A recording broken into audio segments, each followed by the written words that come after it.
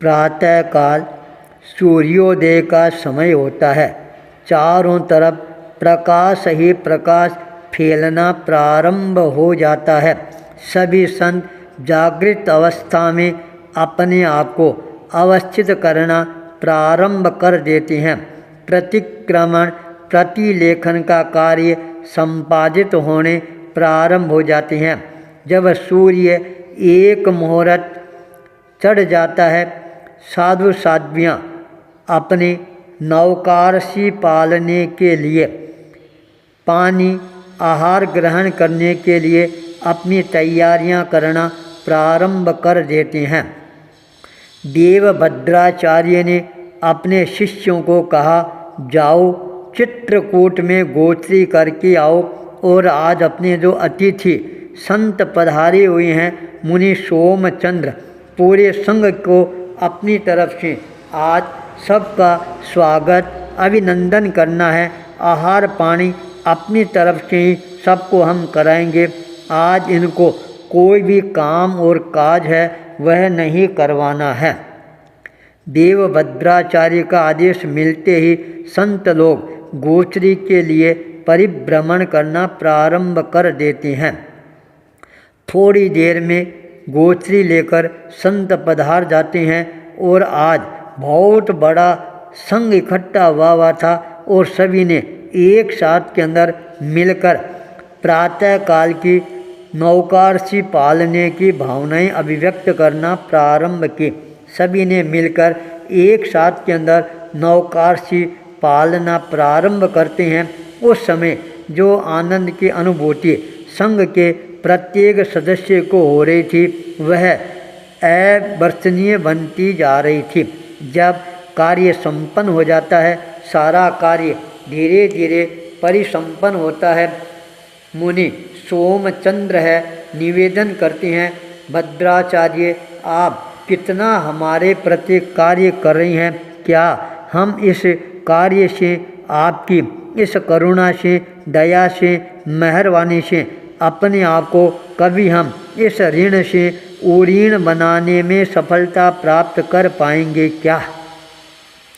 यह बात सुनते देवभद्राचार्य ने कहा, मुनिप्रवर यह तो हमारा दायित्व और कर्तव्य है। आप मेहमान के रूप में पधारे हैं तो आपका स्वागत करना हमारा फर्ज भी बनता है। जब मुनि सोमचंद्र अपने आसन पर विराजमान हो जाती हैं तब देवभद्राचार्य अपने प्रमुख सारे शिष्यों को अपने पास में एकत्रित करते हैं और कहते हैं, देखो अब अपने को विशेष रूप से अपने कार्य संपन्न करने के लिए सजग बन जाना है। चित्तौड़गढ़ के अंदर हमने जो ये सम्मेलन बुलाया है और मुनि सोमचंद्र को इतनी दूर से बुलाया है, अब जो कार्य मेरे गुरु ने मेरे को आदेश प्रदान किया था उस कार्य को अब आनंद सहित संपन्न करवाना है। अर्थात मेरी इच्छा है मुनि सोमचंद्र को चित्रकूट की धरा पर सूरी पद प्रदान किया जाए। यह बात सुनते ही सारा शिष्य समुदाय है हर्ष विभोर बन जाता है। देवभद्राचार्य की जय जयकार करना प्रारंभ कर देते हैं। निवेदन करते हैं, ये तो आपने बहुत ही अच्छी बात कही है, तब अपने को क्या करना चाहिए? देवभद्राचार्य ने कहा, एक काम करो, जिनको ज्योतिष में रुचि है वो सारे संत एक जगह इकट्ठे हो जाओ और गांव के अंदर जो अच्छे अच्छे पंडित हैं उन पंडितों को भी अपने पास में बुलाओ और देखो सबसे अच्छा सर्वश्रेष्ठ मुहूर्त है वह कौन सा सामने आ रहा है। देवभद्राचार्य का आदेश मिलते ही ज्योतिष विद्या में विश्वास रखने वाले सारे संत हैं एक जगह पर इकट्ठे हो जाते हैं। चित्रकूट के अच्छे अच्छे बड़े बड़े पंडितों को भी अपने निकट बुला लेते हैं। सभी आपस में बैठकर विचार विमर्श है वह करना प्रारंभ कर देते हैं। जब विचार विमर्श होता है उसके पश्चात जो निष्कर्ष निकलता है उस निष्कर्ष को देवभद्राचार्य के सामने लाकर प्रस्तुत किया जाता है। सभी पंडितों ने, संतों ने निवेदन किया, हमारी दृष्टि में यह जो मुहूर्त है सर्वश्रेष्ठ मुहूर्त है। आप कृपा करके इस मुहूर्त पर यदि सूर्य पद प्रदान कराओगे तो यह सबसे अच्छा रहेगा।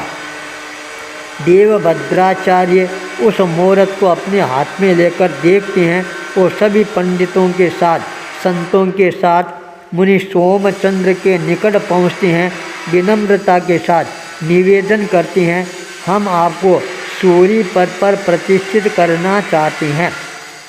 हमारे को विश्वास है आप हमारे संघ के निवेदन को हर हालत में स्वीकार करवाने की अनुकंपा करवाकर हमारे को कृतार्थ करवाएंगे। इतना कहते कहते देवभद्राचार्य ने अपने हाथ में जो पंडितों के द्वारा सर्वश्रेष्ठ मुहूर्त प्रदान किया गया था, उस मुहूर्त को सोमचंद्र मुनि के हाथों में प्रस्तुत कर दिया जाता है। मुनि सोमचंद्र बहुत ही गहराई के साथ उस मुहूर्त को देखना प्रारंभ कर देते हैं। उसी समय उनको उपाध्याय कपिल के द्वारा दिया हुआ दिशा निर्देश है वह याद आ जाता है। पहला मुहूर्त यदि आप स्वीकार करोगे तो ये आपके शरीर के लिए बहुत ही ज़्यादा कष्टकारी बन जाएगा, इसलिए इस मुहूर्त को आप स्वीकार कदापि मत करना। मुनि सोमचंद्र ने मुहूर्त को देखने के बाद कहा, पंडितों यह मुहूर्त तो मेरे को अच्छा नहीं लग रहा है, कम से कम मेरे शारीरिक दृष्टि से तो मारक ग्रह है वह मेरे को नज़र आ रहा है, इसलिए इस बात को मैं स्वीकार नहीं कर सकता। जब मुहूर्त अस्वीकार हो जाता है सारे पंडित लोग देखते रह जाते हैं, ये क्या हमारे मुहूर्त को नकार दिया गया। पर जब गहन दृष्टि से देखा जाता है उनको अपनी कमजोरी है वह नज़र आ जाती है। सब ने कहा जो और बड़े बड़े पंडित हैं उनको बुलाकर दूसरा मुहूर्त निकाला जाना चाहिए। चित्रकूट के और बड़े बड़े पंडित हैं, आती हैं, सब मिलती हैं और मिलकर मुहूर्त निकालकर दूसरा मुहूर्त लेकर मुनि सोमचंद्र के चरणों में पहुँचते हैं।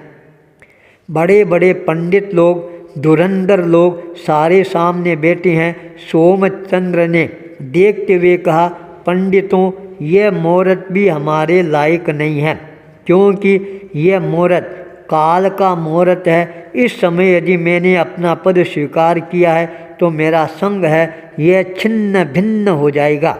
ये बात सुनते ही पंडित लोग भड़क जाते हैं, क्या ये जैन मुनि अपने आप को इतना बड़ा पंडित मानते हैं क्या, जो हमारे पंडितों की कोई इज्जत ही नहीं कर रही हैं।